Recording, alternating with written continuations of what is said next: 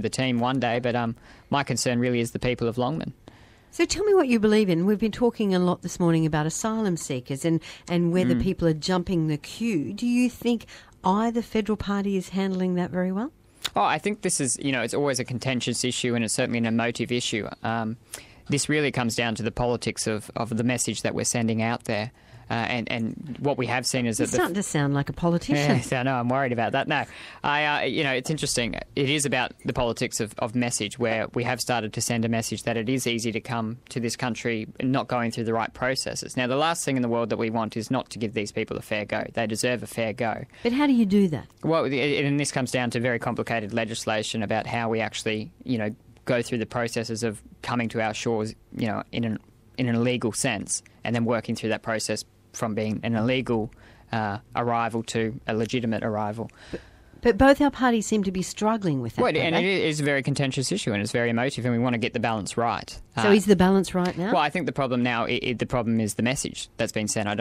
I see the problem as that the message is it's very easy to come here, and you will simply get in. So we're seeing an increased number of people arriving illegally. So how do you change that message? Do we take out advertisements in overseas countries? Well, perhaps. We need to have a look at actually the process. I think, you have offshore processing versus onshore processing, these sorts of things. And too many politicians don't sit down and go through the actual merits of the legislation. So I'd like to see a little bit more of that. And I know Tony Abbott's certainly doing that. What about our governments and what they're doing for younger people? Most people your age might be keen to go clubbing, then go to Canberra. What do you think about the issue of youth violence that particularly the state government's been struggling with? Oh, and again, this is politics at work at the end of the day. It's a very contentious issue. It's very difficult to take a silver bullet approach, because too often we see people trying to make a quick politicised announcement with a silver bullet.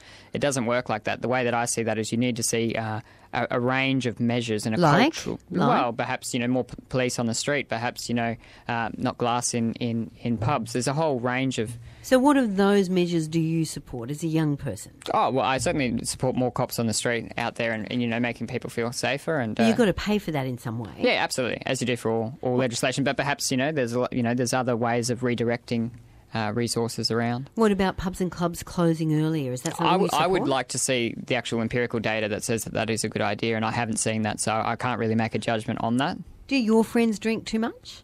Oh, some do, and I'm sure, everybody, I'm sure plenty of people in this studio have friends that drink too much. And this is the part of the cultural shift that you need to actually have about, across the board of trying to change culture, not just the law. But it is an issue with young people. Absolutely. So in terms of, you say that you can bring this energised approach and experience from your age, how would you deal with those issues? I'd go out and actually listen to young people first of all, and then I'd go and talk to police officers and hospitals and people that are actually involved with it, and find out what does work, what doesn't work, and then actually come up with a across-the-board approach. What are your friends saying to you about it? About the drinking, the clubbing scene? Oh, well, I have many friends and many have different views on it, as everyone in the public do. But, a lot are disappointed by that culture. And it's part of that growing up experience where they need to sort of recognise that. What about the road toll? That's another issue with young people and the amount of young lives lost on the road. Is there anything? And it is tragic, at the end of the day. But everyone agrees with that. Do you have a view on what we could do more to help there? Well, again, this is another issue where you need a broader approach rather than just a quick, snappy political line and a political announcement. Sometimes roads are a factor that could be safer. In Europe, when you go through getting your licence, you actually learn defensive driving and these sorts of measures. Now, I'd love to see a debate about that in this country, and a whole review of how we actually approach driving and how you learn to drive.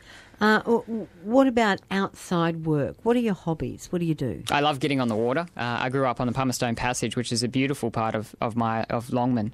So, if I have a spare bit of time, and I don't have too much at the moment, but when I do, I get out in the boat and water skiing particularly, and sailing and fishing.